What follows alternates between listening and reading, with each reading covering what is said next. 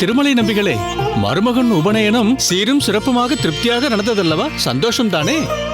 பரம திருப்தி சுவாமி.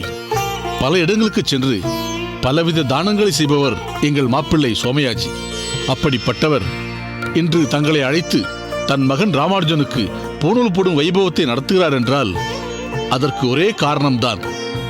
தன் குருநாதர் கையால் தான் தன் மகன் ராமானுஜனுக்கு பூணூல் போட வேண்டும் என்ற சோமயாஜியின் குரு பக்தியும் தங்கள் மீதுள்ள நம்பிக்கையும் தான்.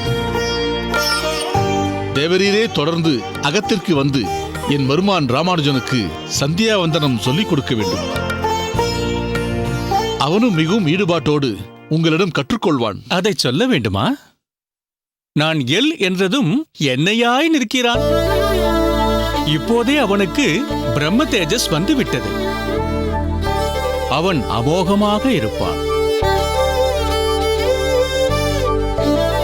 தங்கள் திருவாக்கால் சீக்கிரமே ராமானுஜனுக்கு விவாக பிராப்தி ஆக வேண்டும் என்று ஆசீர்வதிக்க வேண்டும். சுவாமி, அதற்குள்ளாகவா? ஓரிரு வருடங்கள் செல்லட்டுமே. சுபஸ்ய சீக்கிரம் என்று பெரியவர்கள் சொல்வார்கள்.